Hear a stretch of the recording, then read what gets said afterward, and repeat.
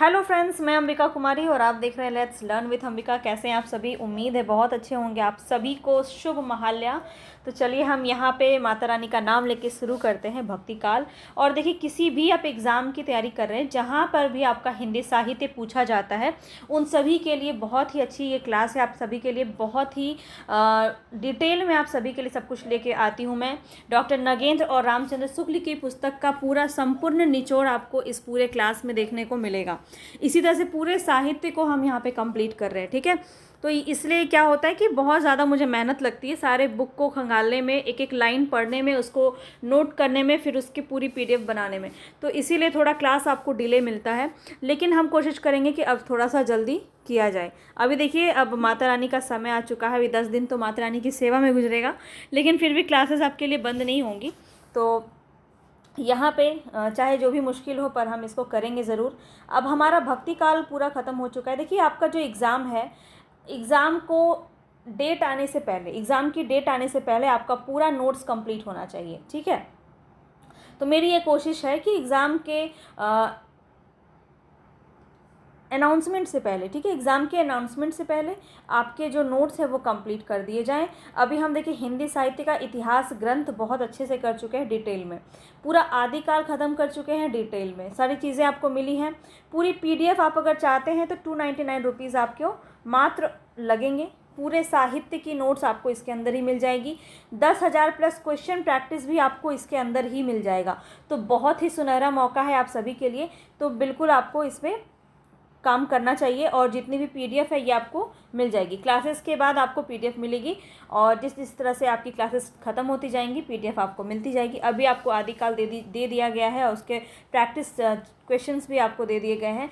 तो यहाँ पे आपको डिटेल में सारी चीज़ें करवाई जा रही है। जिनके पास भी जो भी यहाँ पे पीडीएफ लेना चाहते हैं, नोट्स लेना चाहते हैं इसको, तो ये पूरा वो ले सकते हैं। यहाँ पे पूरा भक्ति काल हमने ख़त्म कर लिया है। अच्छा, बहुत लोग पूछते हैं, तो मैं हमेशा देखिए क्लास में बताती ही हूँ कि कौन सा नंबर है जिस पे आप मुझे कांटेक्ट कर सकते हैं। तो 7992287750 ये नंबर है। इस पे आप मुझे व्हाट्सअप पे मैसेज कर सकते हैं, और 299 रुपीज़ का इस पेड स्क्रीनशॉट आप मुझे सेंड करेंगे। इसके बाद आपको जो है जोड़ दिया जाएगा हमारे ग्रुप में, जहाँ पे आपको सारे नोट्स उपलब्ध हो जाएंगे, ठीक है। और इसके बाद आपको कोई भी डाउट होता है तो आप टेलीग्राम पे जुड़ सकते हैं। टेलीग्राम पे आप हमसे कोई भी प्रकार का प्रश्न पूछ सकते हैं। तो चलिए स्टार्ट करते हैं अब बिना किसी देरी के। पूरा भक्ति काल ये सब तो हमने बहुत अच्छे से कंप्लीट कर लिया है। पूरा संत काव्य हमने कंप्लीट कर लिया है। तो इसको जो है हम जल्दी जल्दी हटा देते हैं। तो इसके बाद हम अभी सूफ़ी काव्य हम देख रहे हैं। तो सूफ़ी काव्य में जो है आपका लगभग जितना भी इम्पॉर्टेंट था सूफ़ी काव्य की जो विचारधाराएं हैं, जितनी भी चीज़ें हैं, वो सब हमने कंप्लीट कर लिया। यहाँ पे देखिए, सूफ़ी काव्य का हमने सूफ़ी शब्द की व्युत्पत्ति है, ये सब हमने प्रीवियस क्लास में हमने कंप्लीट कर लिया था। सूफ़ी मत का स्रोत क्या है, बहुत इंपॉर्टेंट है। यहाँ से प्रश्न काफ़ी ज़्यादा पूछे जाते हैं, और हर प्रकार के एग्ज़ाम के लिए आपका इक्वली इंपॉर्टेंट है। सूफ़ी धर्म का भारत में प्रचार प्रसार किस प्रकार से होता है, कौन कौन सा संप्रदाय है, और किन किन लोगों ने उसको प्रवर्तन किया भारत में, तो वो सब हमने बहुत अच्छे से समझा। सूफ़ी मत की क्या मान्यताएं हैं उसको भी हमने जाना। तो पूरा सूफ़ी संत के बारे में हमने डिटेल से समझ लिया है। अब हम क्या करने वाले हैं, आज हम रचना देखने वाले हैं, ठीक है। तो सूफ़ी मत की या फिर प्रेमाख्यानक काव्य परंपरा के जितने भी जो रचना और रचनाकार हैं, जो आपके परीक्षा में पूछे जाते हैं, वो सब हम देखने वाले हैं। तो यहाँ से हमारा स्टार्ट होता है प्रेमाख्यान परंपरा का हिंदी में प्रवर्तन व विकास। तो यहाँ से हम स्टार्ट करेंगे। जितने भी लोग चैनल पर नए हैं, सब्सक्राइब करके बेल आइकन ज़रूर दबा लीजिएगा, तभी मेरे वीडियोस के नोटिफिकेशन आप तक समय पे पहुँच पाएंगे। और बिल्कुल भी आपको डिले नहीं करना है। अगर आप अपने जीवन को बदलना चाहते हैं ना, तो आपको मेहनत करनी पड़ेगी। और आपके लिए देखिए, मैं फ्री क्लासेस उपलब्ध करवाई हूँ। पूरा इतनी मेहनत से मैं आप सभी के लिए ये सभी चीज़ें लेके आती हूँ, और उसको फ्री क्लासेस मैंने रखा है, ताकि जो नहीं दे सकते हैं, जो कोर्स नहीं ले सकते हैं, जो भी पीडीएफ नहीं ले सकते, नोट्स नहीं ले सकते, वो अपना खुद का नोट्स बना सकते हैं। तो इसीलिए आपको मेहनत तो करनी पड़ेगी इसके लिए, पर आपको मैं सभी चीज़ें यहाँ पे प्रोवाइड करवा दे रही हूँ। अब देखिए, यहाँ पे सबसे पहला जो इम्पोर्टेंट प्रश्न बनता है वो यही बनता है कि इस समय में कौन प्रथम कवि माना गया, किसके द्वारा माना गया, क्योंकि यहाँ से एक प्रश्न आपका निश्चित तौर पर देखने को मिलेगा, ठीक है। आचार्य रामचंद्र शुक्ल ने मृगावती की जो रचना है, और उनके जो रचयिता है कुतुबन, उनको प्रथम कवि माना। मैंने हाईलाइट भी करके रखा है, ताकि आपको किसी भी प्रकार की कोई समस्या ना हो, ठीक है। अब इसको हम आगे देखते हैं। ताकि आपको पढ़ने में बोझिल ना लगे।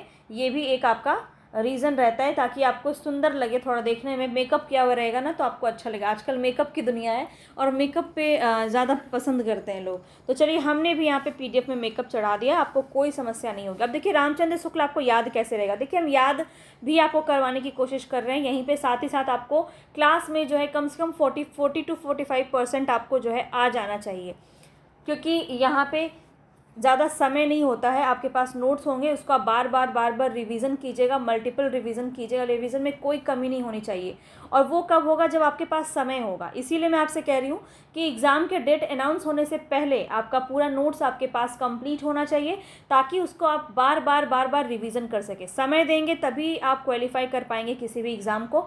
तो बस निश्चित तौर पे आपको पूरा टाइम जुड़े रहना है पूरे क्लास में, अच्छे से ध्यान से सुनते चलिए, एक एक चीज़ आपको समझ में आएगा। ठीक है, नहीं आएगा तो वो भी मुझे बताना, पर आपको सब चीज़ें मैं याद भी कराने की कोशिश करूँगी। तो देखिए, रामचंद्र शुक्ल ने किसको माना है, कुतुबन को माना है। राम जी कहाँ जाते हैं, वन में जाते हैं। किसको देख के जाते हैं, मृग को देख के जाते हैं। तो इसको कनेक्ट कर लेना। देखो, एक बहुत ही सिंपल और आसान सा तरीका है कनेक्ट करके याद करना। ये काफ़ी इंपॉर्टेंट होता है, लेकिन आपको याद भी बहुत आसानी से हो जाता है। जब भी आप एग्ज़ाम हॉल में ना देखेंगे क्वेश्चंस को, तो आपको झट से याद आ जाएगा। रामचंद्र शुक्ल मृग को देख करके वन में चले जाते हैं। तो मृगावती की रचना कुतुबन है, और कुतुबन जो है इन्होंने प्रथम कवि माना है। चलिए, याद हो गया ना। चलिए आगे बढ़ते हैं। जहाँ पे मुझे लगेगा कि उसको मैं आपको याद करवा सकती हूँ, तो मैं आपको कोशिश करती हूँ कि याद किया जाए। अब देखिए, ईश्वर दास की रचना है सत्यवती कथा। अब देखिए, ईश्वर की जो कथा होगी वो क्या होगी, सत्य ही होगी, झूठ तो नहीं होगी। तो ईश्वर की कथा सत्य है। तो ये सत्यवती कथा किसकी है, ईश्वर दास की है, ऐसे याद हो जाएगा आपको। और हजारी प्रसाद द्विवेदी ने इसको प्रथम कृति माना है। कैसे माना है, तो हम इसको याद कैसे रख सकते हैं।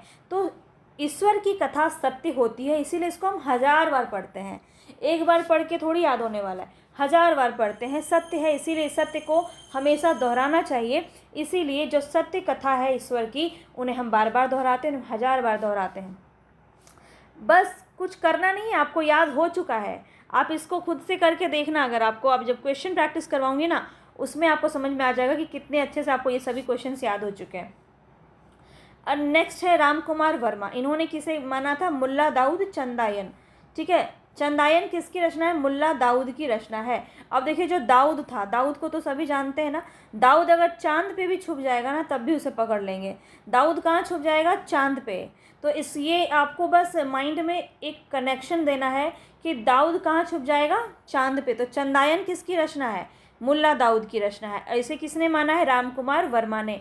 राम जी जो है तब भी उसे ढूंढ निकालेंगे। दाऊद अगर चांद पे भी छुप जाएगा ना, तब भी राम जी उसे ढूंढ निकालेंगे। तो इस प्रकार से कनेक्ट कर लेना। 2-4 बार खुद से बोलिएगा। ये पागलपन लग रहा होगा किसी किसी को, लेकिन ये बहुत ही ज़्यादा काम करता है। ये मैं अपने पर्सनल एक्सपीरियंस से आपको बता रही हूँ। तो आपको बहुत ही आसानी से सभी चीज़ें याद हो जाएंगी, और आपको मेहनत करना पड़ेगा, समय देना पड़ेगा। पसंद आ रहा है तो प्लीज़ एक लाइक तो कर दो जल्दी से। ठीक है, लाइक कर दो, ज़्यादा से ज़्यादा शेयर कर दो। इतना तो कर ही सकते हैं ना मेरी मेहनत पे आप। तो चलिए, शेयर कर दीजिए ज़्यादा से ज़्यादा लोगों तक। कम से कम 5 लोगों को शेयर कीजिए मेरी बात मान के, ताकि मुझे भी थोड़ी पॉजिटिविटी आए कि हाँ, आप लोग इसको पसंद कर रहे हैं और शेयर भी कर रहे हैं। चलिए, डॉक्टर नगेंद्र और गणपति चंद्र गुप्त ने, दोनों ने किसे माना, हंसावली को माना, जो असाइद की रचना है। ठीक है, हंसावली किसकी रचना है, असाइद की रचना है। और ये डॉक्टर नगेंद्र और गणपति चंद्र गुप्त, दोनों ने इनको माना है। अब देखिए, प्रमुख रचना पर हम बात करते हैं। ये तो कुछ ऐसे जो है रचनाकार हैं जिनके प्रश्न पूछे जाते हैं कि किन्होंने किसे माना है। अब हम लगभग 20 से 21 रचना ऐसे देखने वाले हैं जो प्रेमाख्यानक काव्य परंपरा के अंदर आते हैं, और जहाँ से प्रश्न आपके भर भर के पूछे जाते हैं। तो जो इम्पॉर्टेंट है वो मैं आपको बता रही हूँ। रामचंद्र शुक्ल की आप अगर पुस्तक पढ़ेंगे तो पूरी कहानी, जैसे हंसावली है, उन्होंने तो मृगावती को माना है रामचंद्र शुक्ल ने, तो उन्होंने वहीं से स्टार्ट किया है। हंसावली हमने इसलिए डाला है क्योंकि अगर हम देखें तो इसका जो रचना काल है वो 1370 है, और चंदायन का कितना है, 1379 है। तो इसीलिए आपका जो है उसके बाद ये काफ़ी बाद में जा कर के आपका आता है मृगावती, आपने देखा। तो यहाँ पे आपको इसीलिए हमने बिल्कुल सीरियल वाइज रखा है, क्रम पर आधारित रखा है। नगेंद्र ने जो है हंसावली को माना है। ठीक है, नाग को देख के क्या कर रहे हैं, हंस रहे हैं। तो हंसावली को किसने माना है, नगेंद्र ने माना है। तो ये आपको याद रखना है। चलिए हम देखते हैं जो जो इम्पोर्टेंट पॉइंट है। तो हाँ, मैं आपको बोल रही थी कि रामचंद्र शुक्ल की अगर आप पुस्तक पढ़ेंगे तो एक एक जो रचना है उसकी कहानी को अच्छे से उन्होंने बताया है, पर थोड़ा सा डिटेल में तो नहीं, क्योंकि डिटेल में यहाँ पे आपको बताने की ज़रूरत नहीं है। प्रश्न आपके एग्ज़ाम में उस प्रकार से पूछा नहीं जाएगा। जितना जानकारी आपको होना चाहिए उससे ज़्यादा आपको यहाँ पे देने की कोशिश मैं कर रही हूँ, ठीक है। क्योंकि देखिए फिर ये नोट्स ना रह के ये बुक बन जाएगा अगर मैं हर एक रचना की पूरी कथानक आपको यहाँ पे बताने लग जाऊँ तो। समझ में आ रहा है? चलिए अभी स्टार्ट करते हैं। पर मैं ये भी आपको कह सकती हूँ कि इतना डिटेल में आपको किसी भी क्लास में नहीं मिलेगा। कोई भी यूट्यूब पे आपको फ्री में इतना डिटेल में नहीं पढ़ाएगा, और वो भी सबके पास टीम होते हैं भैया। मैं तो अकेले यहाँ पे सारा कुछ मेहनत करके यहाँ पे लेके आई हूँ और आपके लिए यहाँ पे स्टार्ट किया है। तो चलो हंसावली हम पहले देखते हैं। तो इसकी रचनाकार कौन है? असाइत हैं, असाइत, ठीक है। 2-3 बार पढ़ेंगे याद हो जाएगा। हंसावली किसकी रचना है? असाइत की रचना है। नायक कौन है? राजकुमार। और नायिका कौन है इसमें? राजकुमारी हंसावली। तो हमने जो प्रीवियस क्लास में देखा था सूफी काव्य में, तो देखिए आपको सारी चीज़ें डिटेल में और सीरियल वाइज पढ़ने की ज़रूरत है ताकि आप एक दूसरे से कनेक्टेड क्लास को समझ पाएँ। अब हमने वहाँ पे देखा था कि सूफी काव्य में क्या इम्पॉर्टेंट होता है कि जो नारी पात्र है उसको ही ईश्वर माना जाता है, और नारी पात्र को ही नामकरण पर आधारित जो रचनाएं हैं प्रेमाख्यानक काव्य परंपरा की एक महत्वपूर्ण विशेषता में शामिल है। तो इसी प्रकार से हंसावली नाम है। देखिए नायिका का नाम भी क्या है? राजकुमारी हंसावली। अब इस रचना का स्रोत पूछा जाता है आपसे, बहुत इंपॉर्टेंट है, स्टार मार्क करेंगे, बहुत इंपॉर्टेंट है। विक्रम बेताल की कथा से जो है इसका स्रोत लिया गया है हंसावली का, और पाटन की राजकुमारी हंसावली की कहानी है इसमें, ठीक है।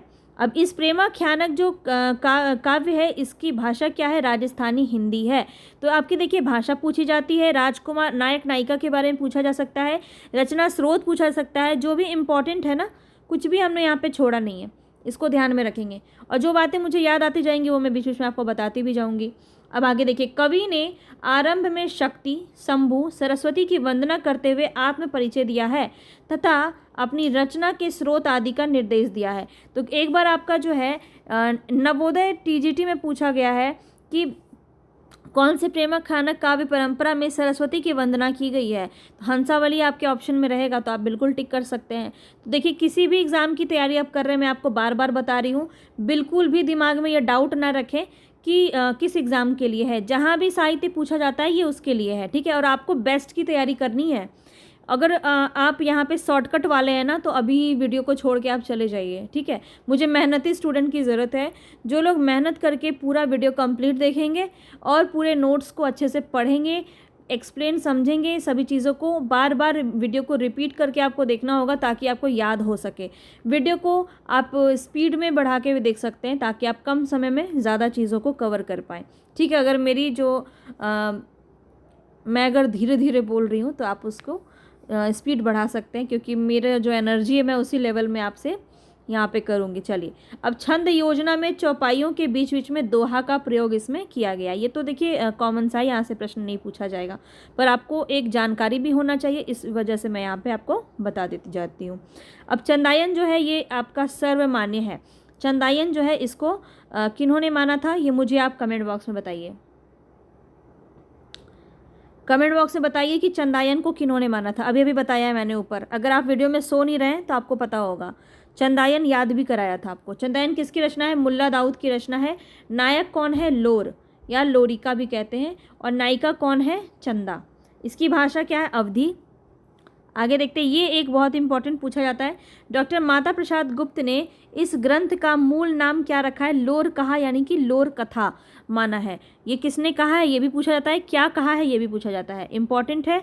तो जितनी बातें यहाँ पे मैंने डाली हुई है ना, वो सारे मैंने छाट के मैंने डाला हुआ है पूरे बुक से, जो इंपॉर्टेंट मुझे लगे, ठीक है, जहाँ से प्रश्न आपके बनते हैं। विषय वस्तु की दृष्टि से इसमें भारतीय प्रेमाख्यानों की विभिन्न प्रवृत्तियाँ उपलब्ध होती है। जो भी मैं आपको PDF के साथ 10,000 प्लस क्वेश्चन देने वाली हूँ, ये आप समझिए कि इसके साथ एक्सप्लेनेशन भी रहेंगे पूरे क्वेश्चन के, तो बहुत ही ज़्यादा इम्पॉर्टेंट है आपके लिए, ठीक है।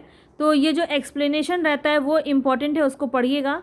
पूरे यूथ के क्वेश्चन उसमें है, उसमें बहुत सारे प्रीवियस से क्वेश्चन है, सारे के सारे प्रीवियस से क्वेश्चन है, और बहुत ही अच्छे से आपको, जैसे कि भक्ति काल है तो भक्ति काल में संत काव्य से अलग क्वेश्चन है, फिर सूफी काव्य से अलग क्वेश्चन है, तो पूरा आपको अच्छे से प्रैक्टिस हो जाएगा। प्रैक्टिस की कोई कमी वहाँ पर आपको देखने को नहीं मिलेगी, ठीक है। तो वो आपको अलग मिलेगी, जो मैं यहाँ पे प्रैक्टिस कराऊंगी वो अलग मिलेगी, ठीक है। क्योंकि अब जो PDF ले रहे हैं, जो पैसे लगा रहे हैं, तो उनको कुछ तो अलग मिलना चाहिए, सही बात है ना ये, तो इसीलिए उनके लिए अलग है ये। और 10,000 प्लस जो क्वेश्चन मिलेगा, इसका एक्सप्लेनेशन भी उनको उसमें ही मिलेगा, तो ये भी आपको समझ के चलना है। चलिए आगे देखते हैं। नायक नायिका के उन्मुक्त प्रेम का चित्रण प्रेमाख्यानक में किया गया है। प्रथम दर्शन में क्या है, प्रेम की उत्पत्ति हुई, विभिन्न व्यक्तियों द्वारा उनके प्रेम में बाधा उत्पन्न किया गया, ये तो होता ही है ना, तो ये चीज़ें वहाँ भी देखने को मिली है। और इसके बाद नाग द्वारा नायिका को डस लेना और गारुड़ी द्वारा उसे ठीक करना इसमें दिखाया गया है। तो इसमें बहुत कम भाषा में, बहुत कम शब्दों में मैंने आपको एक ऊपर समझ में आ गया होगा क्या कहानी इसकी रही होगी, ठीक है। तो ये एक मैंने आपको बता दिया ताकि आप इसको समझ पाएँ। मुल्ला दाऊद की जो ये रचना है काफ़ी इम्पॉर्टेंट है, चंदायन, तो इसको समझते चलेंगे। अब इसकी रचना जो है वो प्राकृत अपभ्रंश में प्रचलित कड़वक शैली में है, ये आपका पूछा गया क्वेश्चन है, तो इसको ध्यान रखेंगे। जिसमें 5 अर्धालियों के बाद एक दोहा होता है, ठीक है। 5 अर्धालियों के बाद क्या होता है, एक दोहा होता है, कड़वक शैली में लिखा गया है। छंद विधान की बात करें तो छंद विधान एवं प्रबंधन व्यवस्था की दृष्टि से यह पूर्णतः भारतीय परंपरा का पालन करने वाला काव्य ग्रंथ है। सूफी काव्य की मसनवी शैली का इसमें अनुसरण नहीं किया गया है। आपने देखा होगा जब हमने विशेषताओं को देखा था काव्य संत में, सूफी काव्य में, तो उसमें हमने देखा था मसनवी शैली का ज़्यादातर प्रयोग हुआ है। लेकिन मसनवी शैली क्या होता है ये सब भी आपको मैंने बताया है बहुत अच्छे से डिटेल में। कई बार सिर्फ चीज़ें आपको रटवा दी जाती है कि याद कर लो कि सूफी मत जो है वो मसनवी शैली में इसका अनुसरण करते थे। अब ये मसनवी शैली क्या है ये आपको वीडियो में मिल जाएगा, तो जाके ज़रूर देखिएगा, पूरा आपको समझ में आ जाएगा। तो बिल्कुल डाउट मैं ना के बराबर रखने वाली हूँ, यहाँ पे सभी चीज़ें समझाते हुए चलेंगे। नेक्स्ट है ढोला मारूदा दोहा। अब इसको आपने आदिकाल में भी पढ़ा होगा, लेकिन ये प्रेमाख्यानक काव्य परंपरा के अंदर आता है, इसीलिए हमने इसको यहाँ पे भी रखा है, क्योंकि ये इसके जो कथानक है वो प्रेम पर आधारित है। और यहाँ पे देखिए नायक ढोला है, नायिका राजकुमारी मारवनी है। इसको मैंने ज़्यादा डिटेल से इसलिए नहीं लिखा है क्योंकि आदिकाल में मैंने बहुत डिटेल में बता रखा है इसको, ठीक है। चलिए आगे देखते हैं। लखम सेन पद्मावती कथा, ये जो है समय यहाँ पे मैं आपको लिखते हुए यहाँ पे आई हूँ, क्रम से मैं आपको यहाँ पे बताती चल रही हूँ, तो क्रम को भी ध्यान में रखेंगे, ठीक है। दामोदर कवि इसके रचनाकार हैं, नायक जो है वो लक्ष्मण सेन है, नायिका जो है वो पद्मावती है, भाषा इसकी राजस्थानी है, ठीक है।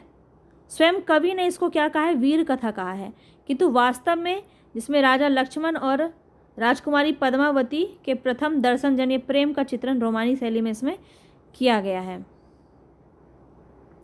कथा के आरंभ में क्या होता है, मंगलाचरण होता है, स्तुति, गणेश स्तुति होती है, आत्मपरिचय, रचना काल एवं रचना के उद्देश्य का निर्देश इसमें दिया गया है। नायक द्वारा योगी वेश होगा यहाँ पे, ठीक है।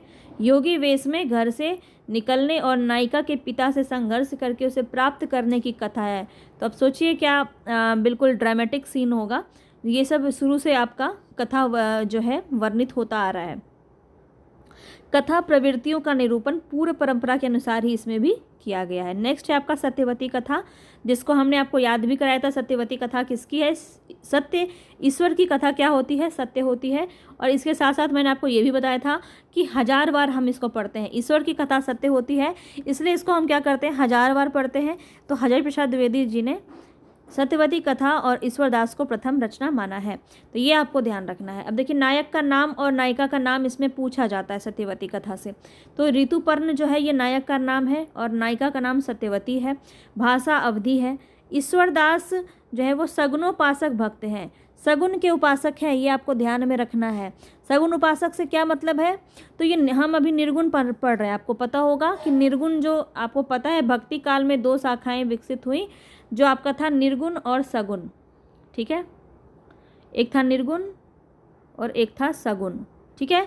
अभी हम निर्गुण ही पढ़ रहे हैं। निर्गुण के अंदर हमने संत को पढ़ा, अभी हम सूफी पढ़ रहे हैं। इसी को प्रेमाश्रयी शाखा भी बोल दिया जाता है, सूफी को ही, ठीक है। और अभी इसी के अंदर हम पढ़ रहे हैं। सगुन के अंदर आपका कृष्ण और राम आते हैं। तो अभी कृष्ण काव्य और राम काव्य हमने नहीं पढ़ा, लेकिन ये सगुन के उपासक हैं। कौन, ईश्वरदास। लेकिन इनकी जो ये रचना है ये प्रेमाख्यानक के अंदर आती है, क्योंकि आप देखेंगे अभी इसके अंदर क्या चीज़ें दी गई हैं। इसकी कथा वस्तु को समझेंगे तो और अच्छे से आपको समझ में आएगा। तो देखिए यहाँ पे क्या बोला जा रहा है, ईश्वर दास जो है वो सगुनोपासक भक्त थे। बहुत इंपॉर्टेंट है, इस बात को आप बिल्कुल भी नेगलेक्ट ना करें। यहाँ पे मैं हाईलाइट कर दूंगी, ठीक है। आपको जब मिलेगा ना पीडीएफ तो प्रॉपर मिलेगा, यहाँ पे इसको मैं हाईलाइट कर दूंगी। ये इंपॉर्टेंट है क्योंकि आपसे प्रश्न पूछ लिया जाएगा कि निम्न में से कौन सगुण उपासक है या फिर निम्न में से कौन आपके निर्गुण उपासक हैं। तो यहाँ पे आपका फंस जाएंगे आप, तो ये आपको पता होना चाहिए। जिन पर सूफी मत का आरोपण संभव नहीं है, इसलिए शुक्ल जी ने इन्हें भक्ति काल की किसी भी धारा में स्थान देना उचित नहीं समझा। तो ये भी आपसे प्रश्न पूछा जा सकता है कि आचार्य शुक्ल ने ऐसे कौन से कवि हैं, ऐसे कौन से रचनाकार हैं जिनको भक्ति काल की धारा में इन्होंने स्थान देना ही उचित नहीं समझा। तो वो है ईश्वरदास, ठीक है। जबकि सौंदर्य, प्रेम और विरह के निरूपण एवं अवधि भाषा, दोहा, चौपाई शैली आदि की दृष्टि से या हिंदी प्रेमाख्यान परंपरा के उच्च कोटि के कवियों में से एक माने जा सकते हैं। तो इसको किसने माना है? नगेंद्र ने माना है, ठीक है। ये नगेंद्र की पुस्तक से मैंने उठाए हुए हैं। तो यहाँ पे देखिए नगेंद्र ने माना है, लेकिन रामचंद्र शुक्ल ने नहीं माना। ये मैंने नोट भी कर दिया है, इसको मैं हाईलाइट कर दूंगी, आप बिल्कुल भी टेंशन ना लें। चलिए, प्रारंभ में राजकुमार को नायिका के शाप से कोढ़ी होना पड़ता है, ठीक है। नायिका शाप दे देती है, उससे वो कोढ़ी होना पड़ता है और अंत में नायिका से विवाह करके वो शाप मुक्ति भी हो जाती है। चलिए आगे देखते हैं। मृगावती काफ़ी इंपॉर्टेंट है। मृगावती को किसने माना है? आचार्य रामचंद्र शुक्ल ने माना है, ठीक है। कुतुबन इसके रचयिता हो जाएंगे। वन में किसको देखा? मृग को देखा। किसने? राम जी ने तो देखा, ठीक है, रामचंद्र शुक्ल। आचार्य रामचंद्र शुक्ल इस सूफी प्रेमाख्यान काव्य परंपरा को प्रथम ग्रंथ मानते हैं। इंपॉर्टेंट है, याद हो गया होगा अभी तक आपको। नायक कौन है? राजकुमार। नायिका है मृगावती। भाषा है अवधी, ज़्यादातर भाषा अवधी है और राजस्थानी है, ये आपको ध्यान रखना है। मिक्स नहीं करेंगे, सारा मैंने यहाँ पे नोट किया है, इसको बार बार आपको देखना है। मृगावती के प्रथम दर्शन से ही नायक के हृदय में प्रेम उत्पन्न हो जाता है और वह उसे प्राप्त करने हेतु योगी का वेश धारण कर घर से निकल जाता है। मार्ग में एक अन्य सुंदरी को रक्षा के चंगुल से, यहाँ पे कुछ गड़बड़ लग रहा, सुंदरी को राक्षस के चंगुल से होना चाहिए, ठीक है, राक्षस, यहाँ पे इसको सही कर लूँगी मैं। राक्षस के चंगुल से निकालकर उसे विवाह करता हुआ अंत में मृगावती को प्राप्त कर लेता है। तो यहाँ पे देखिए बहुपत्नीवाद को दर्शाया गया है। आगे आप देखेंगे बहुपत्नीवाद के बारे में भी बताऊंगी आपको। बहुपत्नीवाद क्या होता है? जहाँ पे एक पुरुष की एक से ज़्यादा स्त्रियाँ हों। तो ये बहुपत्नीवाद भी इसके अंदर प्रेमाख्यान काव्य परंपरा के अंदर देखने को मिले हैं। इस ग्रंथ की कथा की परिणति शांत रस में हुई है। इंपॉर्टेंट है, इसको भी याद रखेंगे, क्योंकि अपभ्रंश के कवियों की भांति इसके नायक की मृत्यु हो जाती है और नायिका क्या होती है? सती हो जाती है।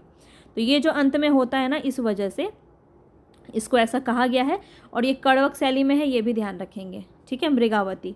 आगे बढ़ते हैं। माधवानल कामकंदला, ये इनकी रचना, ये जो रचना है ना, इस नाम से 2-3 लोगों ने की है। सबको समझेंगे, बिल्कुल चैन से समझते चलिए। माधवानल कामकंदला के रचयिता कौन है? गणपति हैं। माधव इसमें नायक है और कामकंदला इसमें नायिका है। तो आपको नायक नायिका को समझने में ज़्यादा दिक्कत नहीं आएगी, क्योंकि नाम में ही सब कुछ मिल जाएगा आपको। भाषा है इसकी राजस्थानी, याद रखिएगा। नायक कामकंदला के नृत्य कला पर मुग्ध होकर उससे प्रेम करने लगता है तथा अनेक कठिनाइयों का सामना करने के बाद उसे प्राप्त कर पाता है। काव्य के प्रारंभ में कवि ने अपना परिचय देने से पूर्व कामदेव की स्तुति की है। इंपॉर्टेंट, वेरी वेरी इंपॉर्टेंट, पूछा जा सकता है कामदेव की स्तुति किस कवि ने अपने रचना के आरंभ में कामदेव की स्तुति की है? तो माधवानल कामकंदला गणपति जी ने की है, याद रखेंगे, ठीक है। गणपति याद रख लेना, क्योंकि और आलम वगैरह ने भी इसकी रचना की है इस नाम से, इसीलिए मैं आपको बोल रही हूँ। सौंदर्य, प्रेम और शौर्य के अतिरिक्त इसमें धार्मिक तत्वों और नैतिक उपदेशों के भी समन्वय का प्रयास किया गया है, ठीक है। इसमें नैतिक उपदेश भी देखने को मिले हैं प्रेम और शौर्य के साथ साथ। चलिए आगे बढ़ते हैं। नेक्स्ट बहुत ही ज़्यादा इंपॉर्टेंट है आपका पद्मावत। यहाँ से प्रश्न आपका पूछा ही जाता है, ठीक है। इसके रचयिता कौन है? मलिक मोहम्मद जायसी। 1540 डेट भी याद रखिएगा। और देखिए आपको मैंने सारा कुछ डेट से ही बताया हुआ है, तो डेट आपको बिल्कुल याद रहना चाहिए, क्योंकि क्रम से क्वेश्चन आपके बहुत पूछे जाते हैं, खास करके कुतुबन, मृगावती, पद्मावती, हंसावली, ये सब बहुत इंपॉर्टेंट है, ठीक है। क्योंकि अगर मैं सूफी काव्य की बात करूँ तो यही कुछ है जो सबसे ज़्यादा इंपॉर्टेंट है। जैसे चंदायन इंपॉर्टेंट है आपका, हंसावली इंपॉर्टेंट है, मृगावती इंपॉर्टेंट है, ठीक है, पद्मावती इंपॉर्टेंट है, ये सब बहुत ज़्यादा इंपॉर्टेंट है। तो इसके रचनाकाल एटलीस्ट आपको याद होने चाहिए। अब रतन सेन कौन है? नायक है, नायिका है पद्मावती। इसको आप एक मूवी के माध्यम से भी थोड़ा बहुत समझे होंगे, लेकिन उसमें और इसमें बहुत अंतर है, ये भी याद रखिएगा। भाषा इसकी अवधि है, महाकाव्य है ये भी याद रखेंगे। इसमें चित्तौड़ के राजा रतन सेन और सिंघल द्वीप की राजकुमारी पद्मावती के प्रेम कथा का वर्णन है। कथा वस्तु को 2 भागों में विभक्त किया गया, ये बहुत ज़्यादा पूछा जाता है, तो ये याद रखेंगे। विभक्त किया जाता है। पूर्वार्ध में रत्नसेन और पद्मावती के विवाह तक की कथा है। पूर्वार्ध मतलब कि जैसे कि ये पूरा कहानी है, यानी कि ये आपका पूर्व का आधा पूर्वार्ध हो जाता है, ये उत्तरार्ध हो जाता है। समझ में आ गया? तो एक एक वर्ड भी समझाती चल रही हूँ मैं आपको, ताकि आपको कोई भी परेशानी हो ही ना, आप सारी बातें समझें आसानी से, और कैसे शब्दावली से आप समझ सकते हैं, चीज़ों को ग्रहण कर सकते हैं, अर्थ को, ये भी आपको पता होना चाहिए। देखिए, पूर्वार्ध में रत्नसेन और पद्मावती के विवाह तक की कथा है, आप सभी को पता है, आपने देखा है मूवी में भी पद्मावती में, तो उसी प्रकार से इसमें यहाँ पे दिया गया है। और उत्तरार्ध में क्या है? अलाउद्दीन की चित्तौड़ पर चढ़ाई की कथा है। ठीक है, अब इसको शुक्ल जी ने भी इसके बारे में कहा है, तो ये भी याद रखें। देखिए, पूर्वार्ध काल्पनिक है, उत्तरार्ध ऐतिहासिक माना गया है। बहुत सारे विद्वानों ने ये माना है, पूर्वार्ध क्या है? काल्पनिक है, उत्तरार्ध ऐतिहासिक है। तो प्रश्न आपसे इस प्रकार से पूछा सकता है, निम्न में से किसकी रचना उत्तरार्ध ऐतिहासिक मानी जाती है? या ऐसे पूछ लेगा, ये पूरा लाइन ही दे देगा, बोलेगा ये किस रचना के बारे में कहा जा रहा है। तो ऐसे खूब क्वेश्चन आपके पूछे गए हैं, तो ये आपको ध्यान रखना है। ठीक है, डॉक्टर हरदेव बाहरी के अनुसार क्या है? पद्मावत की कथा पर प्राकृत भाषा में रचित रत्नशेखर कथा का प्रभाव है। तो ये जो है इनके बारे में क्या कहा गया है कि पद्मावत की जो कथा रची गई, जो मलिक मोहम्मद जायसी जी ने इनकी रचना की, वो प्राकृत भाषा में एक रचित रचना थी पहले से ही, रत्नशेखर, वो उससे प्रभावित होकर के पद्मावत की कथा इन्होंने की है। ये किसने कहा है? हरदेव बाहरी ने कहा है। ठीक है, अब देखिए कुछ पात्र प्रतीक हैं, क्योंकि यहाँ से क्वेश्चन आपका भरपूर पूछा जाता है। तो पद्मावत के पात्र हैं वो प्रतीकात्मक हैं, ये आपसे प्रश्न पूछा जाएगा, तो याद रखिएगा प्रतीकात्मक हैं। ठीक है, प्रतीकात्मक है। और पात्र क्या, इसमें प्रतीक क्या होता है? तो कोई ना कोई प्रतीक रूप में यहाँ पे पात्र को दिया गया है, जैसे कि राजा रत्नसेन, उनको मन का प्रतीक माना गया है। और ये पूरा काव्य ग्रंथ एक रूपक काव्य भी माना जाता है। बहुत ही इंपॉर्टेंट पॉइंट है, इसको भी आप ज़रूर नोट करेंगे। अब देखिए, चित्तौड़ को क्या माना गया? शरीर का प्रतीक माना गया है। राजा रत्नसेन को मन का प्रतीक माना गया है। सिंघल द्वीप को हृदय का प्रतीक, पद्मावती को बुद्धि या श्रद्धा का प्रतीक माना गया है। राघव चेतन को शैतान का प्रतीक माना गया है। अलाउद्दीन को माया का प्रतीक माना गया है। नागमती को संसार का प्रतीक माना गया है। और हीरामन तोता जो है उसको गुरु का प्रतीक माना गया है। तो ये काफ़ी पूछा जाता है, ये वाला बहुत सारा पूछा जाता है, तो ये सारे इंपॉर्टेंट है। अब कवितत्व एवं भाव व्यंजना की दृष्टि से पद्मावत जो है वो अत्यंत उच्च कोटि का काव्य है। पद्मावती के सौंदर्य, नागमती के विरह, रत्नसेन के साहस, त्याग एवं शौर्य की व्यंजना इसमें अत्यंत प्रभावशाली ढंग से की गई है। शुक्ल जी ने पद्मावती को सात्विक बुद्धि अर्थात परमात्मा का प्रतीक माना है। इंपॉर्टेंट पॉइंट है, इसको भी आप नोट करेंगे। पद्मावत की रचना संस्कृत प्रबंध काव्य की सर्गबद्ध पद्धति पर नहीं है, फारसी की मसनवी शैली पर है। तो ये याद रखिए, इसमें कोई सर्ग आपको देखने को नहीं मिल रहा है। तो यहाँ पे क्या है? ये मसनवी शैली में है। आपको शुरू में ही बताया था प्रीवियस क्लास में कि मसनवी शैली आपका क्या होता है, जहाँ पे किसी प्रकार के वर्ण व्यवस्था, तर्क और सर्गबद्ध पद्धतियाँ ना हो, वहाँ पे आपका मसनवी शैली हो जाता है। श्रृंगार, वीर आदि का वर्णन इसमें देखने को मिल रहे हैं। चलिए, शुक्ल जी ने क्या कहा? इसका पूर्वार्ध तो एकांत प्रेम मार्ग का ही आभास देता है, पर उत्तरार्ध जो है वो लोक पक्ष का भी विधान है। ये बहुत ही इंपॉर्टेंट आपका कथन है, यहाँ से प्रश्न पूछा जाता है। ये किसका कथन है? शुक्ल जी का। किस रचना के बारे में इन्होंने कहा है? तो पद्मावत। ये आपको इंपॉर्टेंट है, याद रखेंगे। अब देखिए, एक कथन है जो काफ़ी बार पूछा जाता है पद्मावत से, वो ये है, तन चित्तौर मन राजा किन्हा, यह सिंघल बुद्धि पद मनि चिन्हा, गुरु सुवाजे पंथ दिखावा, गुरु बिन जगत निर्गुण पावा, नागमती यह दुनिया धंधा, बाचा सोई न एही चित्र बंधा, राघव दूत सोई सैतानु, माया अलाउदी सुल्तानु। तो ये वाली जो पंक्ति है ये सबसे ज़्यादा पूछी जाती है। तन चित्तौर मन राजा किन्ना किसका है? जायसी की पंक्ति है। और किससे ली गई है? पद्मावत से ली गई है। इंपॉर्टेंट है, याद रख लेंगे। अब देखिए, मलिक मोहम्मद जायसी के बारे में आपको अलग से बताना बहुत इंपॉर्टेंट है, क्योंकि यहाँ से प्रश्न आपका पूछा जाता है। अगर मैं बात करूँ पूरे सूफ़ी काव्य में यही आपके सबसे इम्पॉर्टेंट हैं। सबसे इम्पॉर्टेंट जो हैं वो यही हैं, तो इसको आप बिल्कुल भी स्किप नहीं कर सकते हैं। ये कौन है? तो ये सूफ़ी फ़कीर हैं, ठीक है। और सूफ़ी फ़कीर शेख मोहिदी या मोहिउद्दीन के शिष्य माने जाते हैं और जायस में ये रहते हैं, इसलिए इनका नाम जायसी से आप इसको याद रख सकते हैं। इनके ग्रंथ आपको याद रखने इम्पॉर्टेंट है, जो आपके एग्ज़ाम में भर भर के पूछे जाते हैं। कौन कौन से हैं? अखरावट, आखिरी कलाम, चित्रलेखा, कहरनामा, मसलानामा, कन्हावत, पद्मावत। ठीक है। तो अखरावट में क्या है? अखरावट में वर्णमाला के प्रत्येक अक्षर का सिद्धांत निरूपण किया गया है। ठीक है। कौन सी रचना है जायसी की जो वर्णमाला पर आधारित है? तो वो हो जाएगा आपका अखरावट, याद रखेंगे। कौन सी रचना में कयामत का वर्णन किया गया है? बहुत इंपॉर्टेंट है, कई बार एग्ज़ाम में आपका यहाँ से क्वेश्चन बने हैं।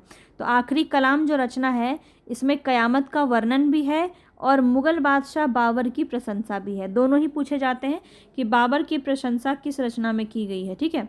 चित्ररेखा क्या है? एक प्रकार का लघु प्रेम कथा है।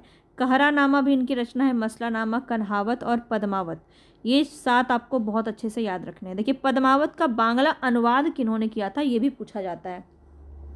तो पद्मावत का बांग्ला अनुवाद मगन ठाकुर ने सन 1650 ईस्वी के आसपास आलो उजालो नामक एक कवि से कराया था। इम्पॉर्टेंट है, वेरी वेरी इंपॉर्टेंट, इसको याद रखेंगे। जायसी अपने समय के सिद्ध फ़कीरों में गिने जाते थे और ये काने और देखने में कुरूप थे। ये आपको इम्पॉर्टेंट है। कौन से ऐसे कवि हैं जो काने थे? ये क्वेश्चन आपका बहुत बार पूछा गया, आई थिंक DSSB में काफ़ी बार ये क्वेश्चन बना है।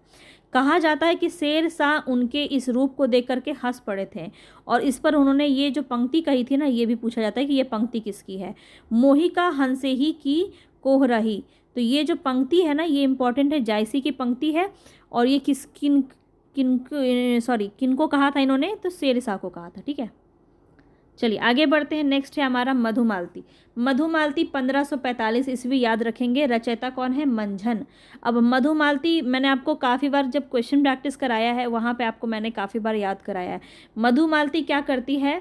तो बर्तन मांजती है, बर्तन मांजती है। ठीक है। तो मंझन याद रखें, मधु और मालती से मंझन याद रखेंगे। नायक का नाम क्या है? मनोहर और नायिका का नाम क्या है? मधुमालती। भाषा क्या है? अवधी। तो ये आपको याद रखना है। तो आगे मधुमालती में हम कुछ इंपॉर्टेंट बिंदु को देखेंगे जिसमें नायक नायिका के प्रथम दर्शन जन्य प्रेम के साथ साथ पूर्व जन्म के प्रणय संस्कारों को भी महत्व दिखाया गया है। नायक के प्रेम की गंभीरता एवं एकान्मुखता का परिचय इस बात से मिलता है कि वह एक तो मधुमालती की प्राप्ति के लिए भांति भांति के कष्ट सहन कर लेता है और दूसरी कि वह महासुंदरी प्रेमा के प्रणय प्रस्ताव को ठुकरा देता है। तो यहाँ पे क्या कहा जा रहा है कि एकान्मुखता मतलब किसी एक के प्रति गंभीरता, ठीक है, प्रेम जो है सिर्फ मधुमालती के प्रति ही रहता है नायक के मन में।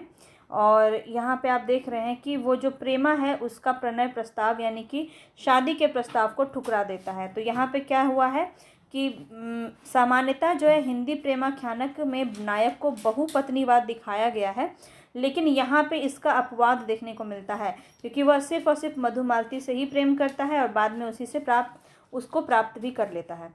चलिए आगे देखते हैं। प्रेमाख्यानक की परंपरागत रूढ़ियों में से नायक के योगी होकर घर से निकलने, किसी अन्य राजकुमारी को राक्षस से बचाने, माँ के शाप के कारण नायिका के पक्षी हो जाने आदि का निर्वाह इसमें मिलता है। अवधी भाषा है, दोहा चौपाई का प्रयोग किया गया है। सभी इंपॉर्टेंट पॉइंट यहाँ पे आपको डिस्कस कर दिए गए हैं। आगे बढ़ते हैं। नेक्स्ट है माधवानंद कामकंदला चौपाई। अब देखिए कुशल लाभ का 3 आपने एक पहला देखा तो गणपति जी थे, दूसरा कुशल लाभ, एक और है जो आलम ने रचना की है। माधवानल कामकंदला याद रखेंगे, राजस्थानी भाषा है। इनमें ज़्यादा कुछ इम्पोर्टेंट नहीं है, सिर्फ नाम याद रखना है कि कुशल लाभ ने भी एक रचना इसमें रची है माधवानल कामकंदला के नाम से 1556 में चौपाई। ठीक है। इसमें नायक नायिका के अनेक जन्मों की कथा का प्रतिपादन अत्यंत विस्तार से किया गया है। बीच बीच में दोहा, सोठा, गाथा आदि का प्रयोग हुआ है।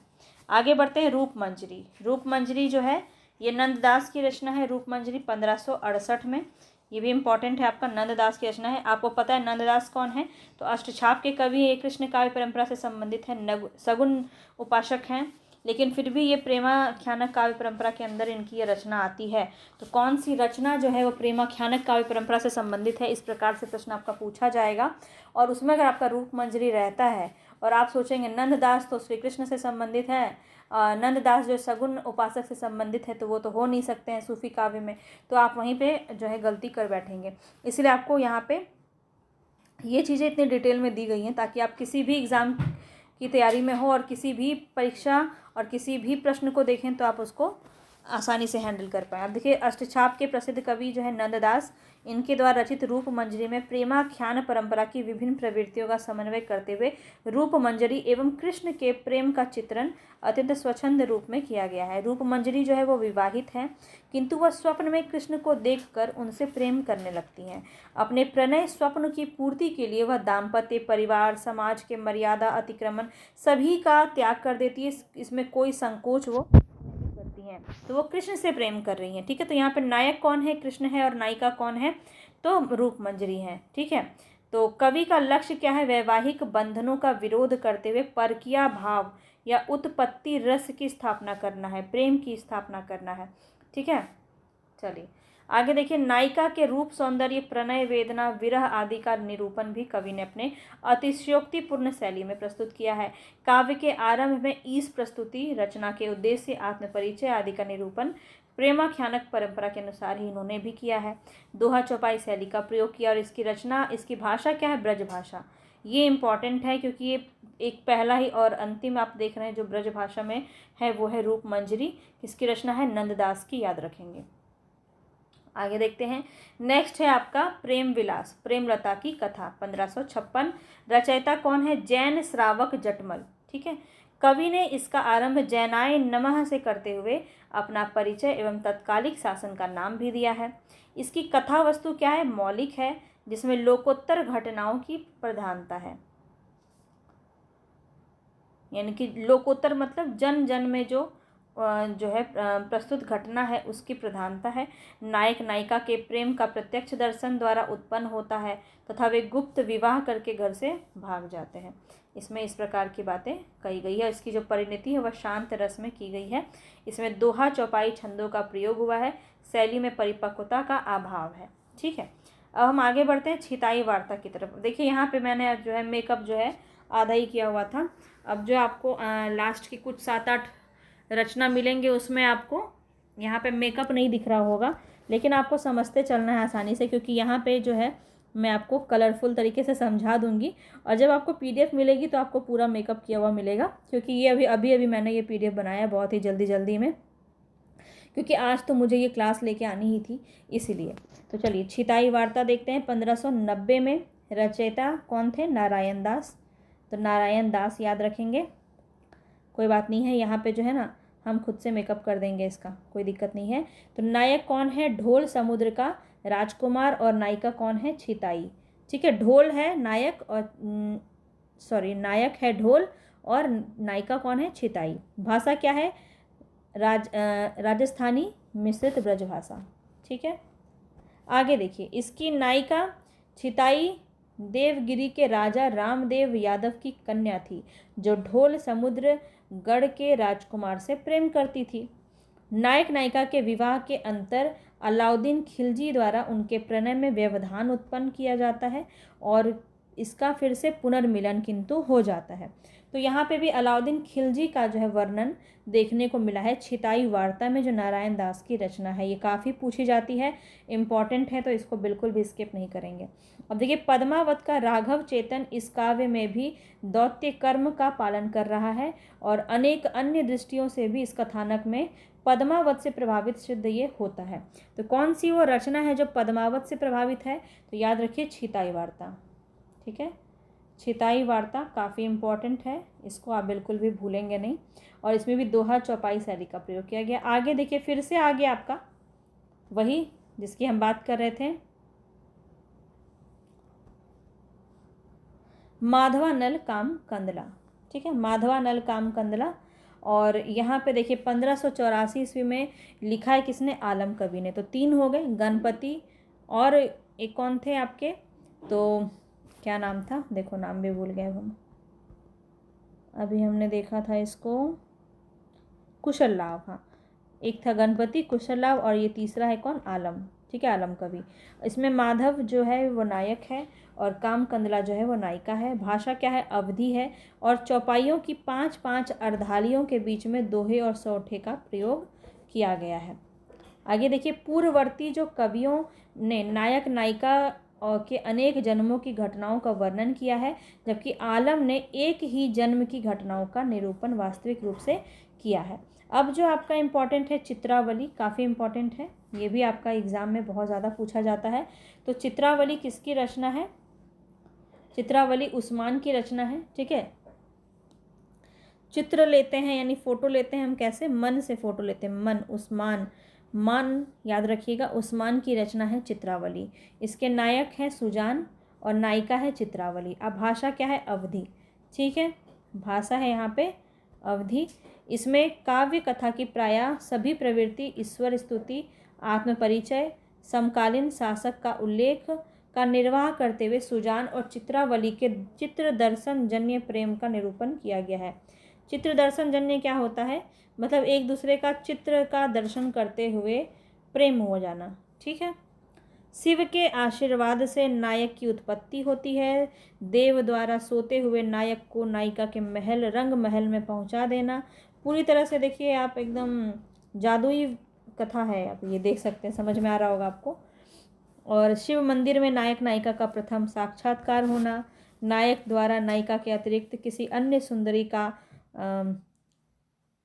उधर उससे विवाह हो जाना, फिर नायिका के पिता द्वारा नायक का विरोध होना, समुद्री तूफान, ये सभी जो है कथानक रूढ़ियों का इसमें भी सफलतापूर्वक प्रयोग हुआ है।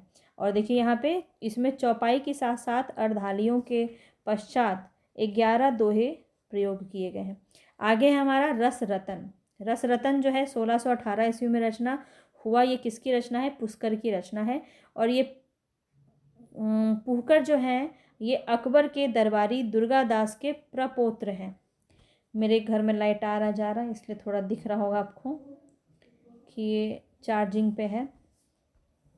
नायिका कौन है, सोम, नायिका है रंभा। रस रतन में राजकुमारी रंभा सोम के प्रेम का निरूपण किया गया है। रंभा का जन्म चंडी की उपासना से होता है।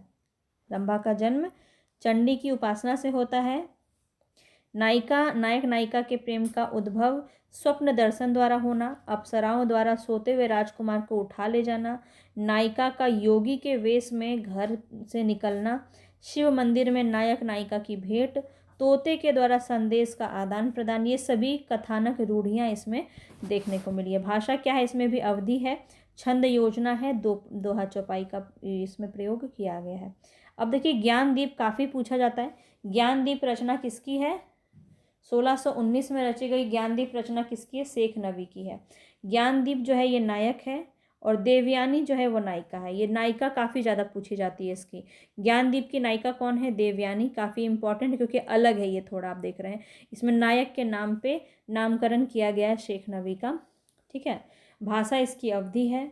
इसके कुछ कथानक रूढ़ियों में मौलिकता लाने का प्रयास इन्होंने किया है, जैसे कि इसमें नायक के स्थान पर नायिका की सखी जो होती है वह योगी का वेश धारण करती है और नलोपाख्यान की भांति इसमें नायक की खोज के लिए स्वयंवर का आयोजन होता है। तो इसमें देखिए सर्वोपरि माना गया है कवि के ज्ञान प्रदर्शन की प्रवृत्ति के आधार पर संगीत की रागिनियों, वैवाहिक संस्कारों, शकुनों आदि का भी विवरण किया गया है। शेख नबी जो है वो मुसलमान होते हुए भी वेद मार्ग की प्रशंसा उन्होंने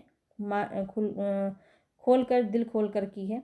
आगे देखिए हंस जवाहिर काफ़ी ज़्यादा पूछा जाता है। हंस जवाहिर के रचनाकार कौन है, कासिम शाह। इसका सिर्फ रचना और रचनाकार ही पूछा जाता है, ज़्यादा कुछ इसमें पूछा नहीं जाएगा। नायक कौन है, राजा हंस। नायिका कौन है, रानी जवाहिर। भाषा इसकी अवधि है। नेक्स्ट देखते हैं अनुराग बांसुरी 1764 में और इंद्रावती 1744 में। ये दोनों रचना किसकी है, नूर मोहम्मद की है। ठीक है, ये दोनों रचना किसकी है, तो नूर मोहम्मद की है, याद रखेंगे। इंद्रावती के नायक हैं राजकुमार और इंद्रावती नायिका है, अवधी भाषा में लिखा गया है।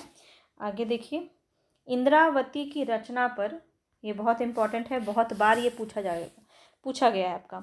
इंद्रावती की रचना पर नूर मोहम्मद को समय समय पर उपालंब सुनने को मिला। ये काफ़ी बार प्रश्न बने आपके, कौन से ऐसे प्रेमाख्यानक कवि हैं जिन्हें बार बार उपालंब सुनने को मिला। तो ये क्या उपालंब सुनने को मिला कि तुम मुसलमान होकर हिंदी भाषा में रचना करते हो, फारसी क्यों नहीं लिखते हो। इसी से अनुराग बांसुरी के आरंभ में उन्हें सफाई देने की ज़रूरत पड़ी थी। और ये आपका जो पंक्ति है ना, मैंने यहाँ पे डाला हुआ है, ये काफ़ी इंपॉर्टेंट है, पूछा जाता है ये पंक्ति आपका काफ़ी ज़्यादा। जानत है वह सिरजनहारा, जो किछु है मम मरम हमारा, हिंदू मग पर पाँव न राख्यूं, का जो बहुते हिंदी भाख्यूं। ये पंक्ति आपका बहुत इंपॉर्टेंट है, पूछा जाता है, ठीक है। मन इस्लाम मेरी कले जा माजयूं, दिन जवेरी करकस भाजयूं, तहाँ दूसरों कैसे भावे, जस असुर सुर काज न आवे। तो ये आपका पंक्ति जो है सबसे ज़्यादा पूछा जाता है। तो ये किसका है, नूर मोहम्मद की पंक्ति है। ये आपका काफ़ी बार पूछा जाता है, तो इसको आप नोट ज़रूर कर लीजिएगा, नोट डाल के नोट करना है इसको, ठीक है। अनुराग बांसुरी का विषय भी तत्वज्ञान संबंधी है, तत्वज्ञान संबंधी है, शरीर, जीवात्मा और मनोवृत्तियों का समावेश इसमें किया गया है। अब देखिए, जान कवि आपका अंतिम ही होंगे ये। जान कवि जो हैं 1612 से 1664 का समय इनका माना जाता है। इन्होंने जो है यहाँ पे 78 काव्य ग्रंथों की रचना की है, जिसमें से 29 प्रेमाख्यानक ग्रंथ हैं। ये जो डेटा है आपका पूछा जाता है, इसको याद करेंगे। इनके लिए प्रेमाख्यानकों में कुछ प्रमुख का नाम है, जैसे कि कथा रत्नावली, कथा कनकावली, कथा कवलावली, कथा मोहिनी, कथा नल दमयंती, कथा कलावती, कलंदर। ये सभी इनके जो है कुछ रचना के नाम हैं। अब इनमें से कथा काव्य के लक्षण का निर्वाह किया गया है। डॉक्टर नगेंद्र के अनुसार कदाचित वे हिंदी के पहले कवि हैं जिन्होंने फारसी के लैला मजनू आख्यान को ग्रंथ लय लय मजनू की रचना में इन्होंने किया है। इनके कथा जो है कवियों की रचना राजस्थानी प्रभावी ब्रज भाषा है और शैली दोहा चौपाई शैली में लिखी गई है। कवित्त सेवैया शैली का भी प्रयोग इन्होंने किया है, किन्होंने, जान कवि ने। और ये काफ़ी इंपॉर्टेंट है, इसको आप नोट करेंगे। अभी जब इसको हाईलाइट कर दूंगी ना, तो आपको खुद ही दिख जाएगा सभी चीज़ क्या क्या इंपॉर्टेंट है। अब देखिए, नल दमयंती संबंधी प्रेमाख्यानक काव्य भी कुछ मिलते हैं जो प्रेमाख्यानक काव्य परंपरा के अंदर आते हैं। अब इसके अंतर्गत आपका कुछ और बचा ही नहीं जो आपका इसके अंदर पूछा जा सकता है, ठीक है। पूरा आपका जो है मैंने एक एक पुस्तक को एक एक लाइन मैंने पढ़ पढ़ के सारा कुछ यहाँ से उठाया है। तो बिल्कुल आप निश्चिंत रहें और इसकी बस तैयारी करते रहें, इसको अच्छे से रिपीट करते रहें, रिवीजन करते रहें, तो बहुत ही आसानी से आप समझ जाएंगे। अब देखिए यहाँ पे क्या कहा जा रहा है। इस प्रसिद्ध आख्यान को लेकर के अनेक हिंदी कवियों ने प्रेम कथाओं की रचना की है। नरपति विकास और मुकुंद सिंह जो है इम्पॉर्टेंट है। नरपति सिंह ने क्या नाम से रचना की है, नल दमयंती 1625 में। और मुकुंद सिंह ने क्या की है, देखिए क्रमशः लिखा है इसलिए आपको याद रखना है। नल चरित्र किसका है, मुकुंद सिंह का है। नरपति विकास का नल दमयंती है। ये दोनों ही याद रखेंगे। यह दोहा चौपाई शैली में लिखा गया है। काव्य तत्व की दृष्टि से इसका स्तर जो है वो साधारण है। पूरा हमने यहाँ पे कंप्लीट कर दिया है। सूफी मत हमारा कंप्लीट हो चुका है। नेक्स्ट जो हमारा क्लास होगा वो राम या फिर कृष्ण शाखा देख लेंगे कौन सा करना है पहले, ठीक है। तो आई थिंक राम वाला करेंगे, उसके बाद कृष्ण वाला करेंगे, ठीक है। तो जल्दी जल्दी करने की कोशिश करेंगे और नेक्स्ट आपको क्लासेस मिलेगा बहुत ही जल्दी। तो ये आपका पूरा मेकअप मैं कर दूँगी, ठीक है, चिंता मत कीजिए। पूरा मेकअप किया हुआ ही आपको मिलेगा PDF। और जो भी लोग इसकी PDF चाहते हैं, ये पूरी PDF आपको, सारी की सारी PDF आपको, पूरा हिंदी साहित्य आपको कंप्लीट मिलेगा सिर्फ और सिर्फ 299 रुपीज़ में, ठीक है। सिर्फ और सिर्फ 299 रुपीज़ में। बहुत ही मिनिमम प्राइस रखा है मैंने, जिसके अंदर आपको पूरा हिंदी साहित्य इतना डिटेल में मिल रहा है। जब मैंने क्लासेस लिया था, मैं आपको नाम नहीं बताऊंगी, बहुत ही प्रसिद्ध संस्थान है, और लगभग मुझे लगे थे 7,500, ठीक है, 7,500 मुझे लगे थे। और उसके बाद जब मैं नोट्स देखती हूँ ना, अपना पुराना नोट्स, तो मुझे लगता है कि बहुत ही कम, बहुत ही ज़्यादा मिनिमम मैंने नोट्स बनाए थे। और आज के टाइम पे क्वेश्चन उससे बहुत हटके पूछा जाता है, तो बिल्कुल बेकार था वो मेरे लिए। तो अभी जो ये मैं आपको दे रही हूँ ना, ये आप निश्चित रूप से ये समझिए कि बहुत ही बेहतर तरीके से मैं आपको लेके चल रही हूँ, क्योंकि यहाँ पे एक एक इम्पॉर्टेंट पॉइंट आपको डिस्कस किया जा रहा है बहुत ही डिटेल में। तो आपको पूरा हिंदी साहित्य मिलेगा इसमें, और इसके अंदर आपको जो है 10,000 प्लस क्वेश्चन प्रैक्टिस भी मिलेंगे। और वो क्वेश्चन प्रैक्टिस जो होगा आपका, उसके अंदर आपको जो है एक्सप्लेनेशन भी रहेगा उस क्वेश्चन का, और बहुत सारे उसके अंदर डिटेलिंग भी रहेगी। तो बहुत ही अच्छे से आपकी प्रैक्टिस हो जाएगी, पूरा हिंदी साहित्य आपका कंप्लीट हो जाएगा सिर्फ और सिर्फ 299 रुपीज़ में। तो जो भी लेना चाहते हैं वो मुझे 7992287750 पे कांटेक्ट कर सकते हैं, व्हाट्सएप पे मैसेज कर सकते हैं। ठीक है, चलिए मिलेंगे फिर से नेक्स्ट वीडियो में। जिनको भी पसंद आया हो लाइक शेयर सब्सक्राइब ज़रूर कर दीजिएगा। धन्यवाद।